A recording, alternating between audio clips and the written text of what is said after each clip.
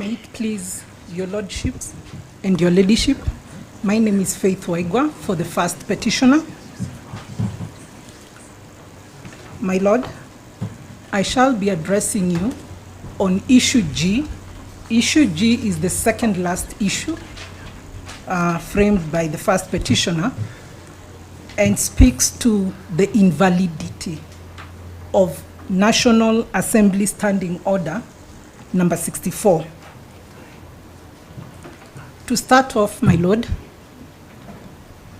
at paragraph 147 of the first petitioner's submissions, dated 7th October 2025, we did highlight the issue as National Assembly Order number 46 as opposed to 64. So we wish to correct that now. The body of the paragraph speaks to the correct provision, which is 64.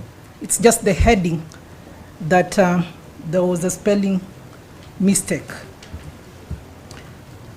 My lord, the question we pose on this issue is, can an internal procedure of Parliament, internal procedure rule of Parliament, namely the National Assembly Standing Order 64, constitutionally compress an impeachment process of the magnitude where a deputy president is being removed into timelines so short that they effectively extinguish the constitutional duty to facilitate meaningful public participation? My learned colleagues and seniors have ably submitted on the issue of public participation, but I'll try as much as possible not to repeat, though, my lords, you'll allow me to demonstrate why this particular provision of the standing order goes against the constitution provisions of public participation. And to that extent, we will be answering our question in the negative. And towards the end, we will invite you, my lords and my lady, to find that that standing order 64, 2 in specific, and to the extent relevant, 64(6) are unconstitutional, null and void, to the extent that they impose timelines whose purpose and effect is to undermine Article 10 of the national values, Article 118 on participation by the public, Article 1 on sovereignty, Article 2 and Article 124 of the Constitution.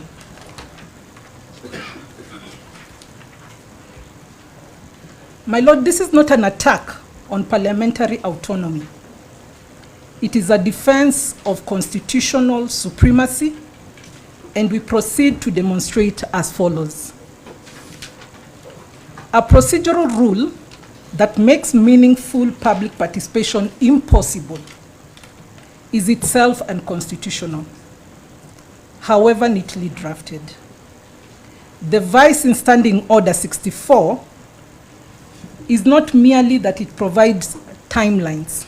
The problem is that those timelines are constitutionally disabling. And I will demonstrate what Standing Order 64 provides.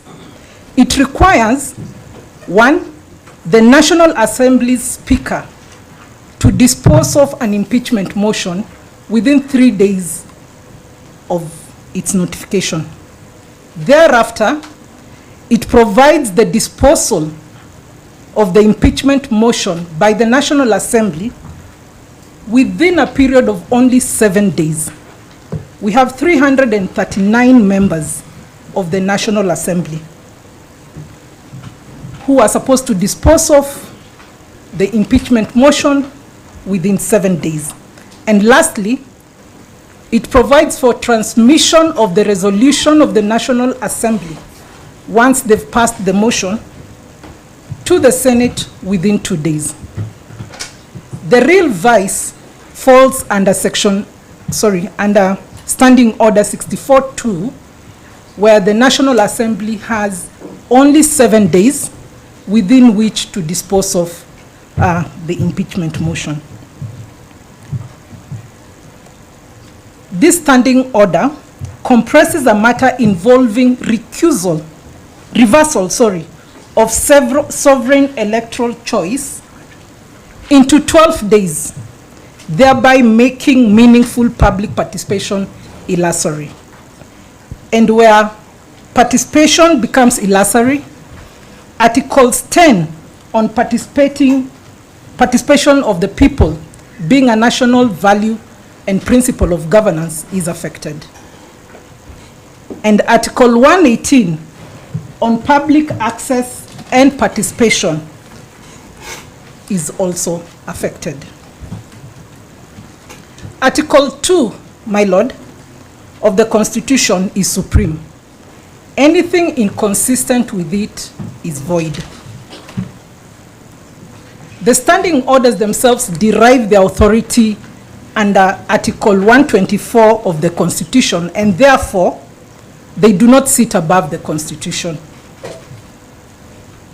and cannot cut down constitutional obligations. The Supreme Court in Mate and another versus Wambora and another 2017, the court held as follows: courts have jurisdiction to interrogate even parliamentary standing orders for constitutional compliance. So this principle, my lords and my lady, answers any argument by the respondents of non-justiciability. This honorable court is being invited to supervise parliamentary politics. It is being invited to perform its constitutional duty of reviewing constitutionality. My lords and my lady, constitutionality is judged not only by text, but by purpose and effect. So we look at what is the purpose of Standing Order number 64-2. Its purpose is to force expedited disposal of impeachment motions. But what is its effect? In reverse, to restrict Parliament ability to facilitate meaningful public participation in the impeachment proceedings. With this, Standing Order number 64-2 has a purpose and effect that undermines constitutional rights and national values and principles of governance, and therefore should be found to be invalid. The petitioner specifically pleads this at paragraph 98 of its further amended petition. And that is the vice before this honorable court. My lords and my lady, impeachment is not ordinary parliament business, and that has been admitted by the respondents when they say impeachment is not necessarily a legislative process.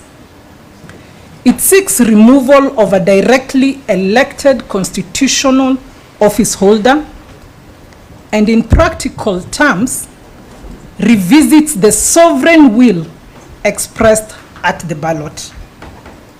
It is that serious. Such a process demands heightened constitutional safeguards, not reduced ones, like we have seen in Standing Order number 64. Yet Standing Order 64 does exactly the opposite, my lord. That inversion should then be found to be unconstitutional. My lord, I won't repeat what has been submitted before you on public participation.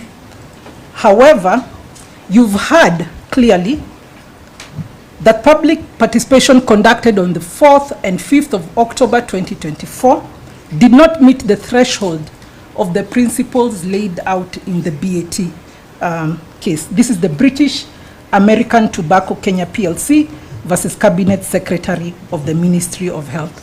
And allow me to just point out what violations were made. And had we had more time, had the National Assembly provided for more time in its standing orders, perhaps they would have averted these particular violations. One, Mr. Swanya indicated of the no reasonable notice was issued. A notice of extension of public participation was issued on the 5th of October 2024, which was the last day and D-Day for public participation. There was no reasonable notice whatsoever. There was no informed participation. The people of Kenya were provided with information that was minus the defense by the first petitioner, where they had one-sided story for them to consider whether to impeach or not to impeach the second deputy president. There was no balanced influence. We've heard clearly that at Bomas of Kenya, participants were actually told that the forum was for invited members of the Orange Democratic Movement. That's ODM party. Members of parliament swayed participants during this engagement. We've heard that. Therefore, the process was partisan and violates the requirement of balanced influence. We've also heard of the no integrity or transparency because forms were unverified and cannot still be verified to date. No serial numbers on those forms that were used for public participation. No methodology was disclosed. And statistical anomalies such as 162.78% support in Keyo South was reported. Clearly, we will all agree that this speaks to constitutional fraud. Again, my Lord, I reiterate, if the National Assembly had more than the 7 days required to dispose of this notice, this motion, impeachment motion, then perhaps these violations would have been averted.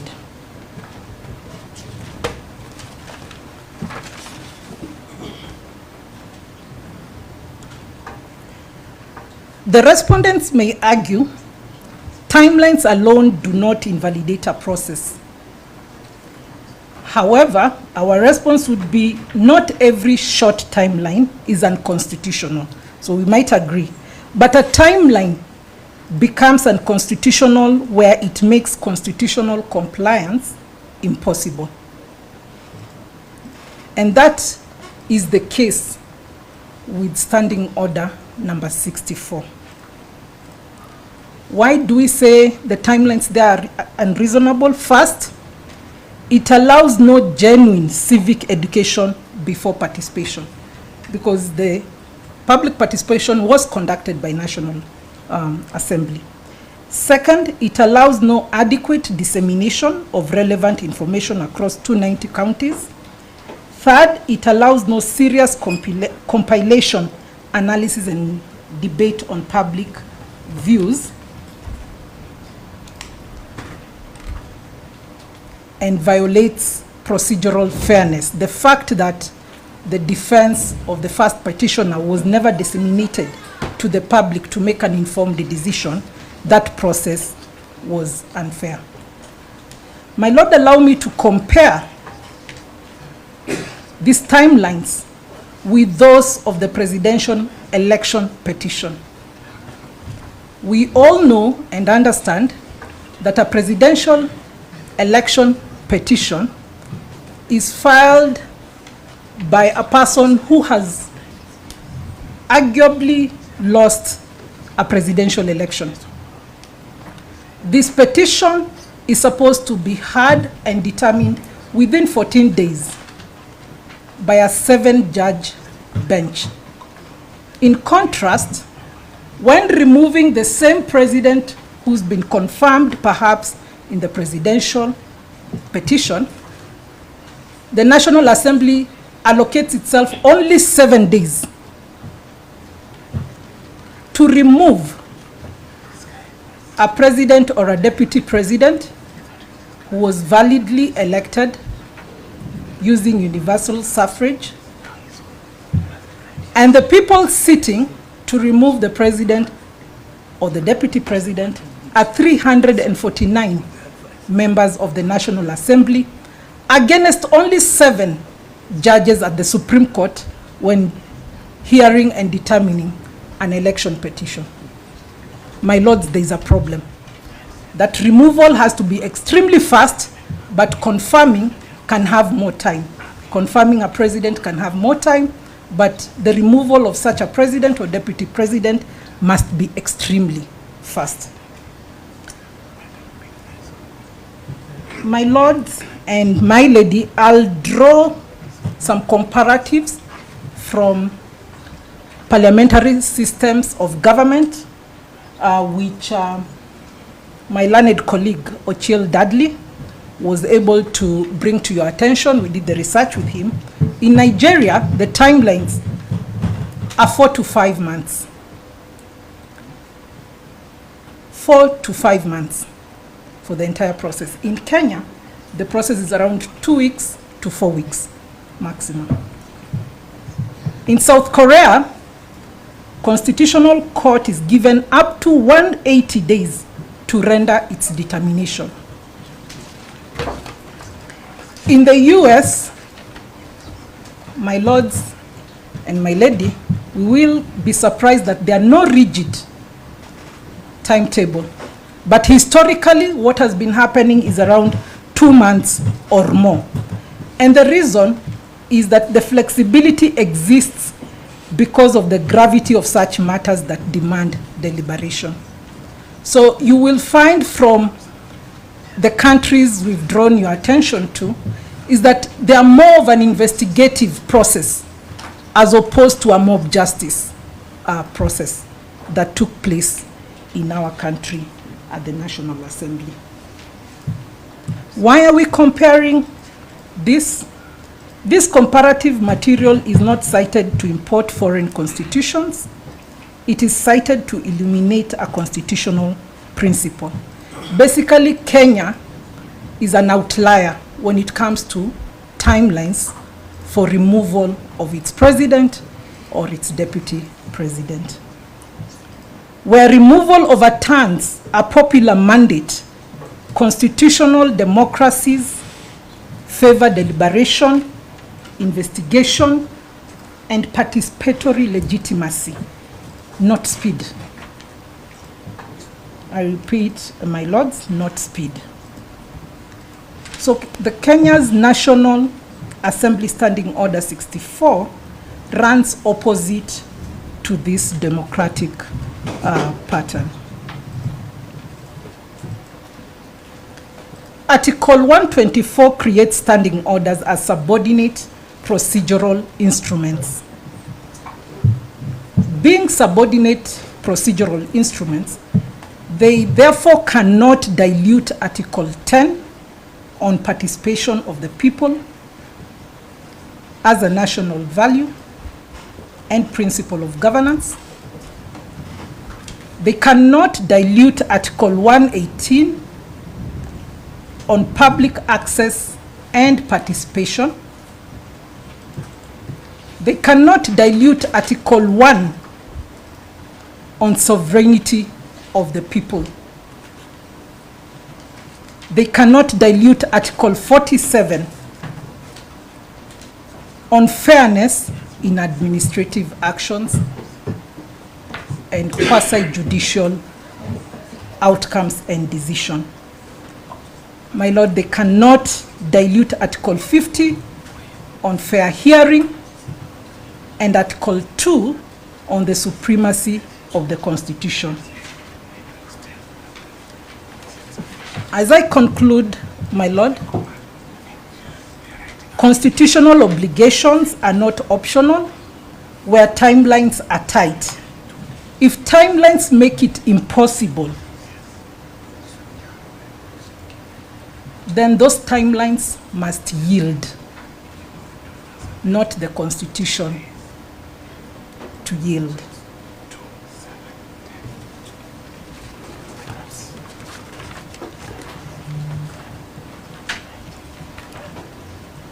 My lords and my lady, would want you to look at expediting the process as a value, but participation of the people should be looked at as a constitutional command.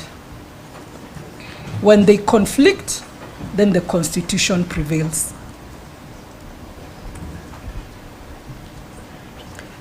We respectfully invite this Honorable Court to hold that the National Assembly Standing Order 64-2, and to the extent inconsistent Standing Order 64-6, why we say so, my lady and my lords, is because the 2-day timelines is provided in the Constitution. That is what has been captured under Standing Order 64-6. Violate Articles 10, 118, 1, 2, and 124. If you find favor with our prayer, then Standing Order 64, 2 and 6 should then be found to be invalid for being unconstitutional.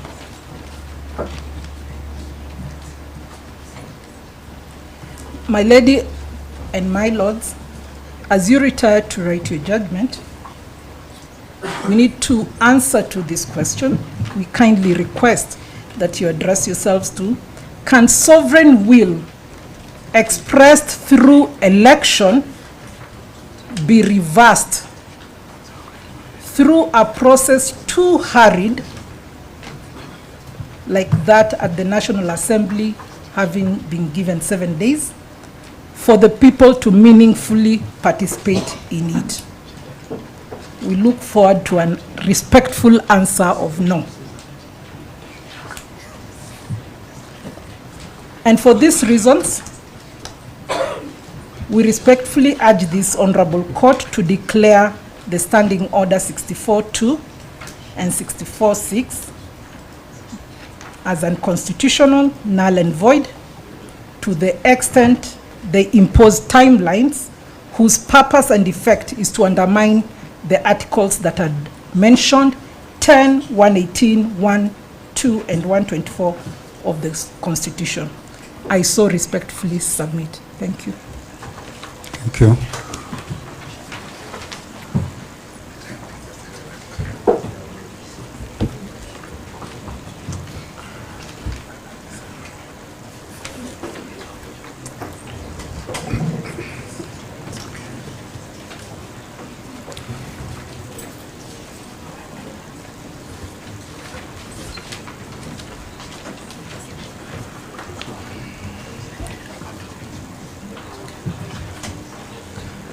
My Lord,